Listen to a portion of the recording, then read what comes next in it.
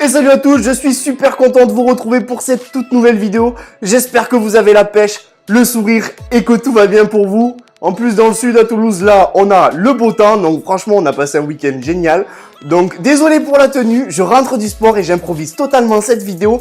Car tout simplement, en faisant ma séance de sport, je me suis rendu compte qu'il y avait certaines personnes qui étaient vraiment, particulière, voilà c'est le mot. Donc ça m'a inspiré à faire cette vidéo et j'ai décidé de la hashtaguer cliché des mecs en salle de muscu. Donc ouais, le hashtag est quand même assez long, mais si ça vous a plu, n'oubliez pas de la partager et de mettre ce hashtag là, j'y tiens vraiment.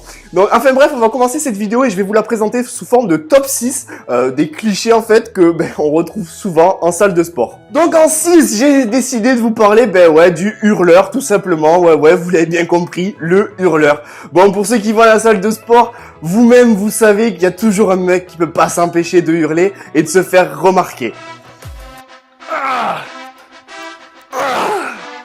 Donc c'est le même mec en fait qui a les veines qui sortent tellement, t'as l'impression il va exploser, mais il est là, il hurle, il pousse, il en peut plus. Ce même mec, il a les veines, elles sortent tellement, tu les vois, elles sont tellement dessinées au niveau de la tempe et tout, il est tout rouge.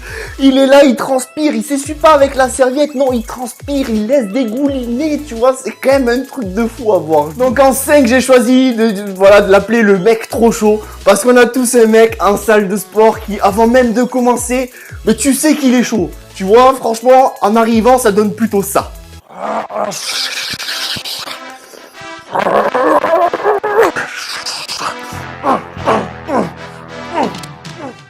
Ah ouais, quand même.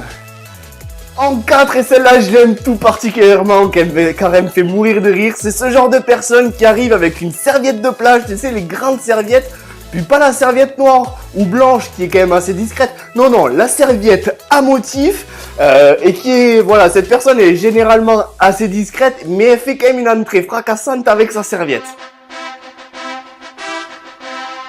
Mais le plus drôle, c'est pas ça, c'est qu'en fait, ce mec-là, au bout de 5 minutes, ou voire 10 minutes, tu le vois plus, tout simplement. Et t'es là, putain, mais le mec, il est où ? Et puis, tu te poses la question, tu te dis s'il faut, il est en train de bronzer dehors, tu sais pas trop en fait. Le mec, tu l'as vu, il a déplié sa serviette, il a fait quelques exos, puis après il est parti, tu sais pas trop où. En 3, et celui-là, on le connaît tous, généralement on le remarque très vite, c'est celui qui connaît tout le monde. Il arrive, il passe sur 1h15, il passe 20 minutes à checker tout le monde, à dire bonjour à tout le monde, il fait le tour de toute la salle, c'est le mec, tu sais, pam, pam, pam, pam. Ça va ma gueule? Tu refais plus jamais ça, s'il te plaît. Ouais, bon, je me suis peut-être un peu emballé. Enfin bon, tout le monde le connaît. Puis voilà, c'est souvent celui qui va conseiller les gens. Enfin non, il va plutôt souvent conseiller les nanas. Il va leur dire plutôt...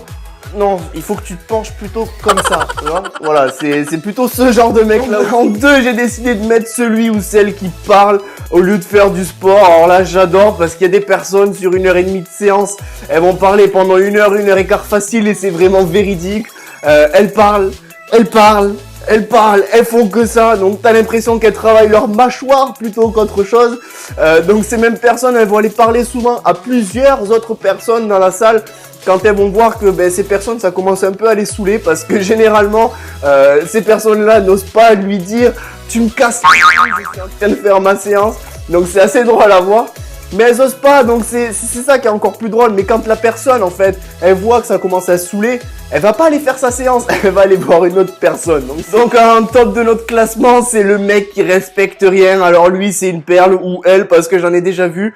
Car c'est le mec, on en a tous plus ou moins dans nos salles de sport. C'est un peu le mec hautain qui se la pète un petit peu, tu sais. Puis quand il a fini sa série, il va jeter les poids par terre. Le genre de truc qui va faire un boucan pas possible dans la salle et qui va se faire généralement aussi remarquer. Ce même mec qui décharge pas les poids quand il a fini sa séance, il va tout laisser sur la machine, tu sais, il va charger, il fait sa séance, puis il s'en bat les couilles, il part, il laisse tous les poids chargés, et t'as l'impression un peu que le mec, la salle lui appartient ou que son père a des actions, tu sais.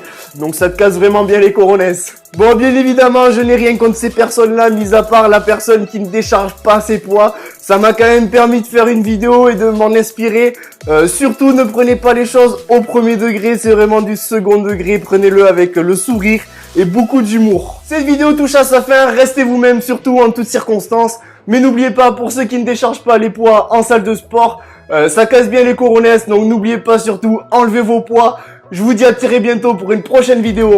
Ciao!